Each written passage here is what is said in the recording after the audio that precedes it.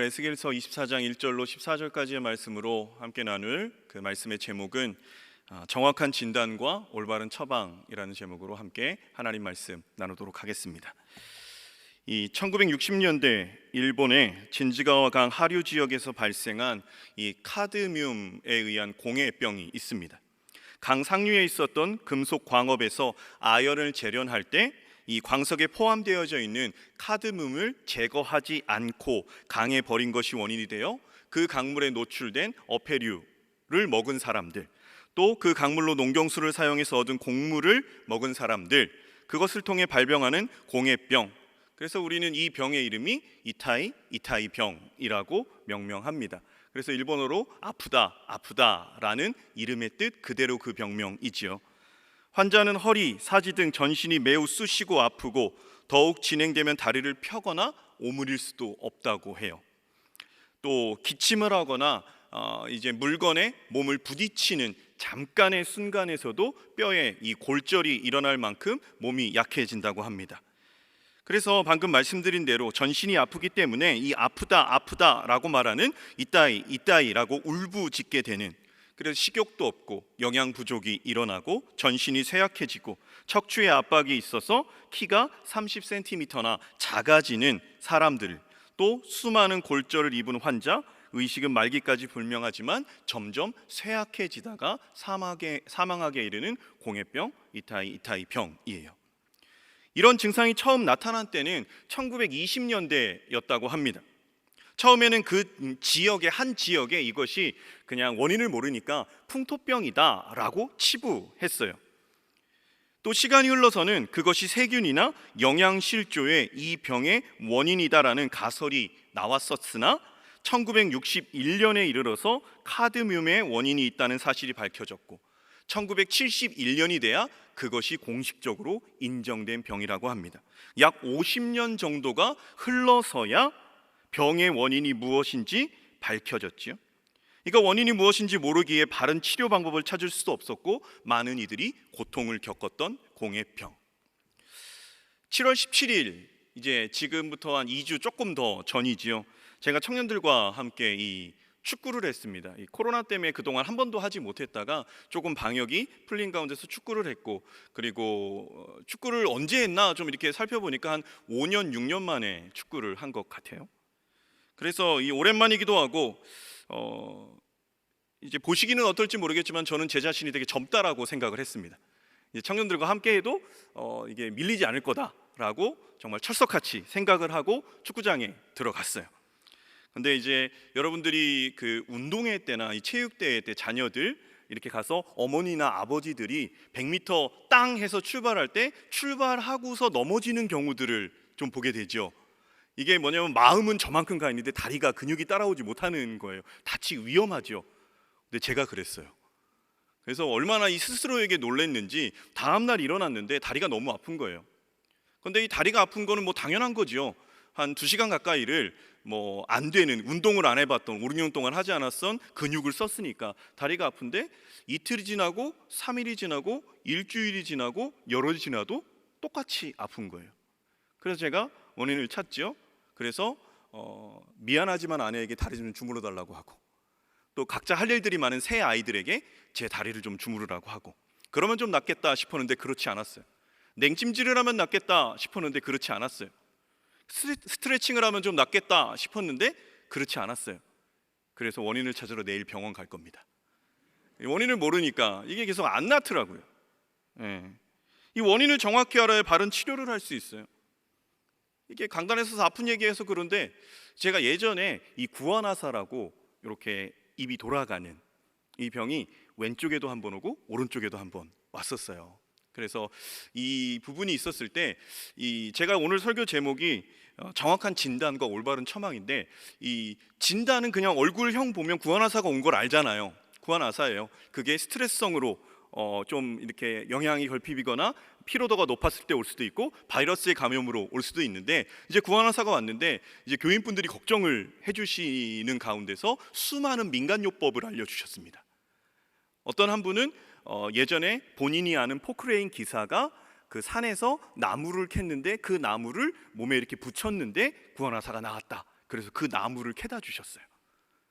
그리고 어떤 분은 이 종이컵에 그 이게 달걀 있죠. 그것을 넣고 거기에 참기름을 이렇게 넣고 그것을 쭉 원샷을 하면 구원하사가 낫는다라고 해서 직접 한 권사님 한 분이 가져다 주셨어요. 제가 그거 먹었을까요, 안 먹었을까요? 이걸 먹는다고 날이라는 거 저는 잘 모르겠어요. 그런데 권사님이 가져다 주신 것 때문에 그 자리에서 참기름에 이 한 컵이 담긴 그 생란 계란을 그냥 원샷도 해보고, 그리고 뭘 붙이면 낫는다고 또 가져오신 것도 이렇게 제가 또 붙여도 보고. 근데 결국은 한 번은 침을 한의원으로 났고 한 번은 이제 양의에서 스테로이드제를 처방받아서 이렇게 고치기는 했지요. 말 그대로 이 정확한 진단이 나와도 올바른 처방이 없으면 나을 수도 없고, 또 정확한 진단 자체가 되지 않으면 바른 처방과 치료가 될 수 없기 때문에 이 두 개는 항상 같이 가야 되는 거예요. 같이. 오늘 본문에서도 자신들이 당한 고통과 고난에 대해 왜 그러한 상황에 처해졌는지 원인을 모르는 유다 백성들에게 하나님께서 그 원인이 뭔지 정확한 진단을 해주시고, 그리고 너희들이 이것을 어떻게 해야 고칠 수 있는지 올바른 처방과 치료를 해주시는 내용이 오늘 본문의 내용입니다. 우리가 읽은 본문 24장에 보면 1절에 보면 아홉째 해 열째 달 열째 날이라고 나와요. 이것은 에스겔이 이 포로로 잡혀온 기간이에요. 9년 그리고 10개월 그리고 10일, 이 포로의 생활 속에 선지자로서 하나님의 사명을 감당했던 기간, 그때 여호와의 말씀이 에스겔에게 임했습니다.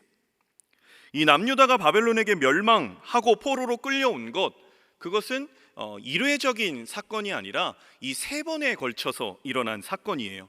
이 세 번에 걸쳐서 일어난 사건의 그 당시의 왕은 바벨론 느부갓네살 왕이지요. 그래서 예레미야 52장 28절부터 30절까지의 내용을 보면 이 멸망당한 때가 언제였는지, 그리고 그렇게 1차, 2차, 3차 멸망당할 때 몇 명의 포로가 바벨론으로 끌려왔는지에 대한 내용이 예레미야 52장 28절로 30절까지의 기록이 되어져 있어요. 잠깐의 내용을 살펴보면 이렇습니다. 1차 침공은 느부갓네살이 즉위 7년째, 그리고 그것이 BC 605년이었고요. 그 당시에 3023명, 이제 23명이 이렇게 포로로 끌려옵니다. 그리고 이때 사로잡혀간 대표적인 사람이 다니엘, 그리고 다니엘의 세 친구가 1차 포로 때 끌려갑니다. 2차 침공을 해요. 그때가 즉위 18년, BC 597년, 그때의 포로로 끌려간 사람의 수가 832명이 끌려갑니다. 그리고 3차 침공을 합니다. 이 3차 침공이 즉위 23년이에요. BC 586년이고 그 당시에 745명의 포로가 끌려가고, 2차 침공 때 에스겔이 대표적으로 포로로 끌려갔고요. 3차 마지막 침공 때 예레미야가 이제 이 포로로 끌려간 사람의 대표적인 인물입니다. 그렇게 해서 1차, 2차, 3차 말씀드린 대로 에스겔 선지자의 예언은 2차 침공 때 바벨론 포로로 끌려와서 바벨론 땅에서 하나님의 말씀이 무엇인가, 너희들을 향한 하나님의 말씀이 무엇이냐라는 것을 선포한 선지자가 에스겔 선지자예요. 그래서 이 24장 1절처럼 그렇게 이 바벨론 땅에서, 이방 땅에서 선지자의 역할을 감당한 시간이 9년 10개월 하고도 10일의 시간이 흘러갑니다. 그런 가운데서 이 포로로 끌려왔던 이스라엘, 이 남유다의 백성들 가운데 어떠한 이 생각이, 그러한 기류, 분위기가 있었냐 하면, 어느 정도 포로로 끌려왔던 시간이 지났으니까 이 포로의 생활이 끝나겠지, 아직까지 완전히 멸망하지 않은 예루살렘 성, 우리는 그곳으로 다시 돌아갈 수 있을 거야, 하나님께서 우리를 다시 예루살렘 성으로 이끌어 가실 거야 라는 기대가 있었대요. 그런데 그 기대와는 반대로 그들에게 들린 소식은 뭐냐면, 마지막 희망이었던 예루살렘이 느부갓네살 3차 침공으로 철저하게 멸망되고 거의 대부분의 사람들이 포로로 끌려오고 있다는 소식이었습니다. 최후의 보루이며 하나님의 성전 예루살렘이 왜 무너졌는가? 그 무너진 원인, 이유를 오늘 본문에서 하나의 비유를 통해서 에스겔을 통해 유다 백성에게 선포합니다. 그 하나의 비유가 뭐냐면 가마 비유예요. 이 가마솥의 비유로 하나님께서 말씀을 하십니다. 예루살렘 자체, 너희들이 그토록 멸망하지 않을 것이다 라고 말했던 예루살렘, 그리고 그 안에 사는 선민 이스라엘, 그들을 하나님께서 뭐로 비유하셨냐면 너희들은 녹슨 가마다 라고 비유하셔요. 예루살렘에서 나오는 그것을 먹는 사람들, 말 그대로 가마를 비유했으니까 그곳에 좋은 물을 넣고 깨끗한 물을 넣고 좋은 고기를 넣고 그곳에서 삶습니다. 그곳에서 삶았지만 삶은 고기와 그 국물을 먹는 사람들, 그것은 다 죽을 수밖에 없어요. 왜? 가마 자체가 아무리 좋은 것을 넣어도 그 가마 자체가 녹슬었기 때문에 그 녹슨 것이 그대로 고기와 국물에 배어 나온다. 그래서 다 죽을 수밖에 없다. 그로 인해서 너희들 예루살렘, 너희 남유다야, 니네는 녹슨 가마야. 그래서 너희들로서 나오는 그 모든 것들은 하나님께서 선민 이스라엘을 택하신 것, 예루살렘 성을 세우신 것, 그곳 가운데 하나님이 임재하신 건 그 예루살렘을 통하여 세계 열방을 살리시고자 하시는 거였어요. 이스라엘을 통해서 이스라엘만 구원받는 게 아니라 그들을 통해서 믿지 않는 자들, 믿지 않는 열방에 하나님의 말씀이 선포되어지고 그 생명의 하나님의 말씀을 받아들인 그들이 죽음에서 삶으로 바뀌어지는 것을 통하기를 원하셨는데, 오히려 그 예루살렘이 하나님의 말씀에 범함으로, 범죄함으로 녹슨 가마가 되어 사람을 죽이는 그것이 됐기에 하나님은 너희들을 멸망시켰다라는 것을 분명히 녹슨 가마의 비유를 통해서 말씀하시고 계신 겁니다. 그들은 녹슨 가마였기에 하나님께서 백성들로 하여금 쓸데없는 그것, 그냥 그 건물, 너희들이 선민이라는 의식, 그것에 희망을 걸지 않도록 완전히 예루살렘을 무너뜨려 버리셨습니다. 모두 다 바벨론으로 끌려가서 거기서 담금질하여 새로운 이스라엘, 새로운 예루살렘을 만드시겠다라는 메시지예요.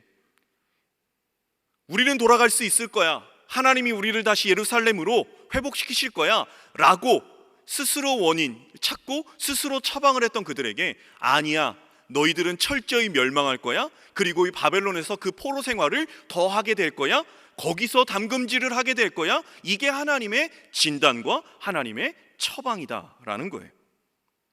근원이 오염되면 거기서 나오는 것 먹는 자마다 다 죽습니다. 이따이 병, 중금속에 오염된 물을 마신 사람, 그것을 마시고 그것에 노출된 모든 것들은 다 병들어 죽게 되었어요. 이스라엘의 근본이 되는 예루살렘이 지금 그러한 공회병과 같이 거기서부터 나오는 메시지를 듣는 자마다 아프고 죽어간다라는 거예요. 그래서 얘기합니다. 에스겔은 피를 흘린 성읍이다, 녹슨 가마다, 그 속에 녹을 없이 하지 않고는 화가 있을 것이다 라고 유다 백성들에게 선포합니다. 지금 이 말씀 현재 우리에게 적용하면 어떤 메시지겠는가? 어떤 공동체의 근원이 되는 사람, 온전히 서 있어야 하고 그 근원이 깨끗해야 된다라는 거예요. 크게 보면, 이 땅으로 보면 교회가 그 역할입니다. 그 당시에 예루살렘이 세계 열방을 위한 온전한 가마, 깨끗한 가마가 됐어야 되는데, 지금으로 말하면 이 교회가 깨끗한 가마가 돼야 되는 거예요. 교회라는 가마가 깨끗하지 않으면 교회에 나오는 성도가 살지 못하고 죽을 수밖에 없습니다. 교역자가 깨끗하지 않으면 거기서 나오는 말씀을 먹는 자, 아무리 화려한 언변이 있고 감동을 주고 은혜 받았다는 말을 듣는 순간이 있어도 전하는 자가 깨끗하지 않으면 거기서 나오는 말씀으로 듣는 사람들은 잘못된 것을 먹고 점점 공허하고 메말라지게 되어져 있어요.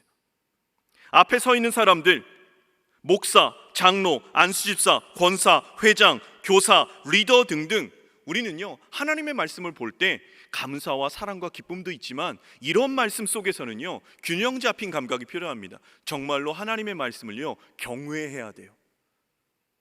공경하고요 두려워해야 돼요. 하나님의 말씀을. 그런 경우가 많죠. 리더 한 사람이 온전히 서 있어서 건강한 경우들을 우리는 성경에서 너무나 많이 봅니다. 아브라함 한 사람으로 공동체가 세워지고요, 모세 한 사람으로 세워지고, 여호수아 한 사람으로 세워지고, 사무엘로 민족 대각성 운동이 일어나고, 그 사무엘의 이후로 하나님의 신에 충만한 다윗으로 왕국이 만들어지는 것, 하나님 앞에서 세워진 깨끗한 가마 한 사람으로 인해서 그 공동체가 세워지는 것은 성경에서 너무나 많이 나오는 예이지요. 반대로 생각하면 한 사람 때문에 다 죽을 수도 있다는 말이 됩니다. 근원이 되는 한 사람이 얼마나 중요한가를 말하고 있는 거예요. 그래서 근원이 되는 사람이 살아나면 다 살아날 수 있습니다. 가정이 살려면 부모가 무릎 꿇어야 되는 거예요. 사회가 살려면 교회가 무릎 꿇어야 되는 거예요. 교회가 또 살려면 교역자들이, 리더십들이 무릎 꿇어야 되는 거예요. 능력 가운데 하나님의 임하고, 하나님의 은혜가 임하고, 그 속에서 생수의 강이 흘러나오면 함께하는 사람이 살고, 공동체가 살고, 지역이 살고, 나라가 사는 건 성경에서 말하는 법칙입니다. 그래서 우리가 읽은 오늘 본문은 아니지만 에스겔서에서는요, 여러 가지 환상 속에서 이 성전 문지방에서 흘러나오는 물에 대한 환상이 에스겔 47장에 나옵니다. 성전 문지방에서 물이 흘러나옵니다. 그 물은 발목까지, 무릎까지, 그리고 허리까지, 나중에는 사람으로 능히 건널 수 없는 큰 강이 돼서 흘러나오고, 그 흘러나온 물이 어디로 가냐? 아라바로 들어간다고 해요. 이 아라바는 지금의 사해 여매를 말해요. 아라바 광야, 그리고 그 옆에 있는 이 아라바라는 여매, 사해는요 출구가 없어요. 들어오는 물만 있어요. 그곳에서 그 염도가 높은 물을 정화하려면 얼마나 많은 생수가 그쪽으로 흘러가야 되는 것인지. 그런데 하나님은 말씀하셔요. 그렇게 성전 문지방에서 흘러나온 생수가 아라바를 되살릴 것이다. 다 죽을 수밖에, 염분 때문에 다 죽을 수밖에 없는 그곳이 하나님의 성전 문지방에서 나오는 물로서 다시금 살아날 것이다 라고 에스겔 선지자를 통해서 말씀하시죠. 예루살렘, 죽은 곳이었어요. 녹슨 곳이었어요. 피 흘린 곳이었어요. 그런데 문지방에서 생수가 나와야 살 수 있다는 거예요. 그렇게 예루살렘이 회복되는 것을 에스겔 선지자는 말하고 있어요. 이것은 하나님께서 다시금 너희들이 그렇게 녹슨 가마였고, 너희들을 통해서 나오는 모든 것으로 인해 사람들을 죽이고 있었지만 그것으로 멈추지 않고 내가 너희를 다시 회복시킬 거야, 다시 돌아오게 할 거야, 그리고 그곳에서 다시 살아나게 할 거야 라고 말씀을 하십니다. 그래서 이 성전 문지방으로 표현하는 것, 생명수가 하나님의 임재하신 거룩한 성소로부터 발원한다는 사실을 강조해요. 모든 회복은 하나님께 있다라는 걸 강조하는 거죠. 그래서 우리가 함께 에스겔 47장 8절의 말씀을 한번 같이 읽겠습니다. 에스겔 47장 8절입니다. 함께 봅니다. 그가 내게 이르시되 이 물이 동쪽으로 향하여 흘러 아라바로 내려가서 바다에 이르리니 이 흘러내리는 물로 그 바다의 물이 되살아 나리라. 하나님으로부터 흘러오는 생수의 강이 있어야 살아난다라는 거죠. 동일하게 그 다음 절 에스겔 47장 9절의 말씀을 보겠습니다. 함께 봅니다. 시작. 이 강물이 이르는 곳마다 번성하는 모든 생물이 살고 또 고기가 심히 많으리니 이 물이 흘러 들어가므로 바닷물이 되살아나겠고 이 강이 이르는 각처의 모든 것이 살 것이며 라고 나와요.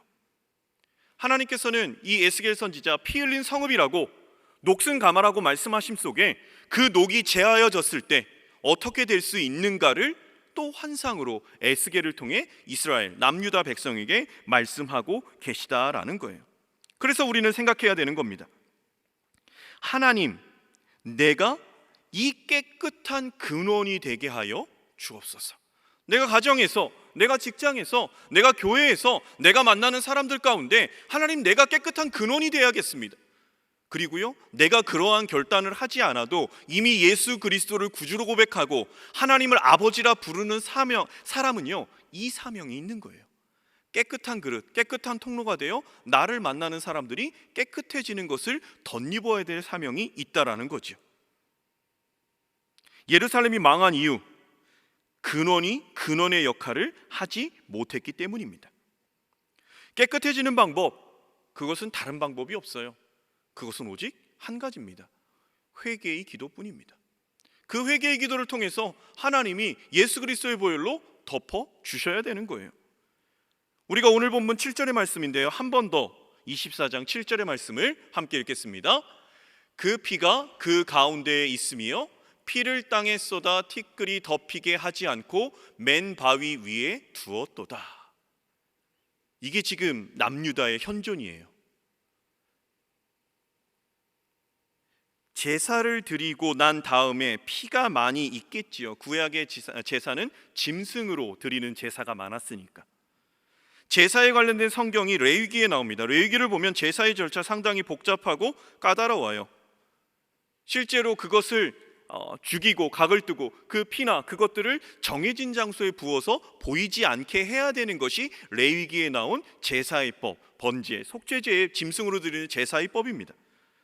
뿐만 아니라 정결법으로 봐도 상당히 엄합니다. 밖에 나갔다가 와도 반드시 손을 씻어야 돼요. 그리고 제사장이 성전에 제사를 드리러 갈 때 이 성막으로 비유하면 성막 들어가서 이 번제단 앞 그것을 지나 실제적으로 가장 처음에 만나는 것이 뭐냐면 물두멍입니다. 손을 씻고 제사를 집례해야 되는 거예요. 깨끗함을, 정결함을, 순결함을 제일의 원칙으로 두는 것이 하나님을 향한 제사예요. 그런데 오늘 본문에 보면 피가 묻어 있는데 그것을 씻지도 않고 덮어주지도 않습니다. 말 그대로 씻지 않아서 피비린내 난다는 말이에요. 죄악에 대한 부분을 말씀하고 있는 겁니다. 범죄한 것이 있는데 너희가 그 죄로 인해서 망해서 여기까지 왔는데 그 원인을 다른 곳에서 찾고 있는 거예요. 범죄한 것이 있는데 즉각적으로 회개하지 아니하고 죄가 썩어버리게 두는 거예요. 철저한 회개, 신속한 회개, 그것이 너희에게 필요하다라는 거예요. 오늘 본문은 그렇게 말해요. 너희에게 그 안에 물을 넣고 고기를 넣고 나무로 불을 떼서 그것이 끓다 졸여서 다 없어지게 할 거야. 그리고 그 속에 아무것도 없는데도 더 나무에 불을 떼서 너희들 그 가마를 더 달굴 거야. 그리고 그 속에 녹을 완전히 제거할 거야.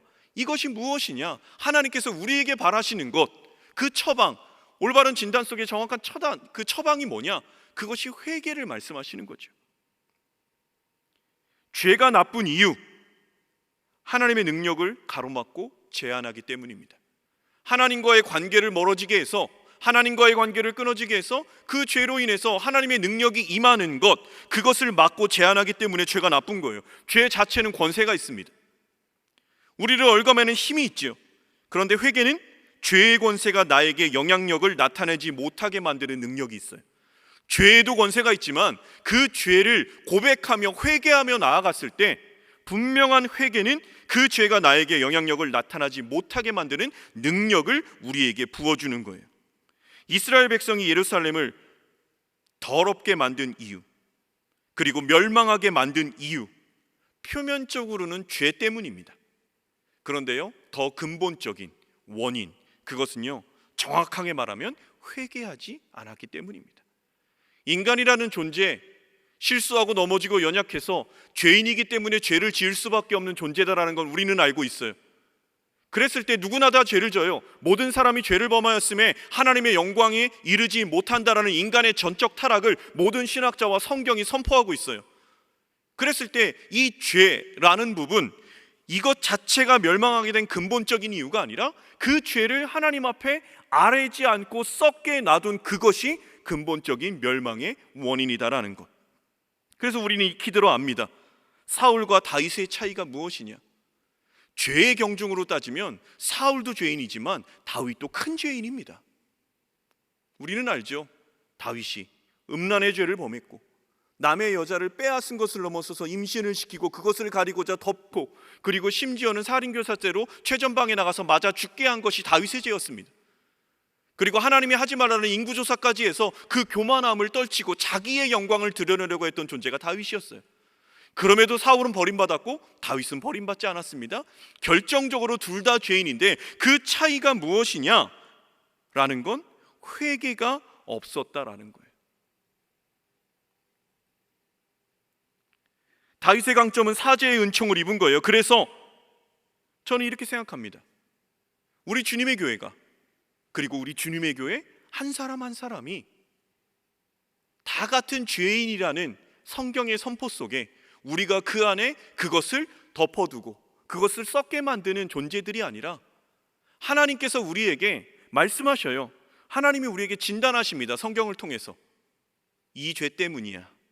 게으름과 나태함과 음란함과 시기와 미움, 증오, 분리, 당쟁, 이것이 너의 죄야 라고 하나님께서 진단하시고 그것을 처방하시는 올바른 처방도 우리에게 이미 회개라는 것을 통해서, 이 메타노이아 회개라는 건 입술의 회개가 아니지요. 행함의 회개입니다. 돌이키는 겁니다. 그 회개까지도 올바른 처방을 우리에게 알려주셨어요. 깨끗하다라는 것, 범죄하지 않는 사람들이 모이는 것이 아니라 십자가를 붙드는 회개가 있는 것, 그것이 바로요 깨끗한 거예요. 죄를 짓지 않아 깨끗한 게 아니에요. 회개가 있을 때 깨끗해지는 거예요. 그래서 마태복음 5장에 보면 이런 말씀이 있습니다. 마태복음 5장 8절의 말씀인데요, 우리가 함께 마태복음 5장 8절의 말씀을 보겠습니다. 마음이 청결한 자는 복이 있나니 그들이 하나님을 볼 것이며. 여러분, 이게 은혜입니다. 우리가 왜 깨끗해져야 되느냐, 왜 회개해야 되고 그렇게 정결함과 깨끗함을 입었을 때 우리에게 오는 복이 뭐냐? 하나님을 본다는 거예요. 하나님을 만난다라는 거예요. 그 은혜가 우리에게 있다라는 거예요. 말씀을 마무리하죠. 하나님의 정확한 진단과 올바른 처방 안에서 지금 그 진단도, 그 처방도 어쩌면 우리는 알고 있어요. 근데 어느 때는 덮어두고요, 그냥 안다고만 치부하고요, 그것으로 진정한 회개로 나아가지 않고 어느 때는 반복하면서 거기에 머물러 있어요. 하나님은 이게 처방이야 라고 말하지만 스스로 타협하면서 이 정도도 괜찮겠지, 이러한 처방도 괜찮겠지, 수많은 내가복음들, 수많은 민간요법 같은 자신만의 방법으로 괜찮겠지라고 살아가지만 성경은 분명히 얘기합니다.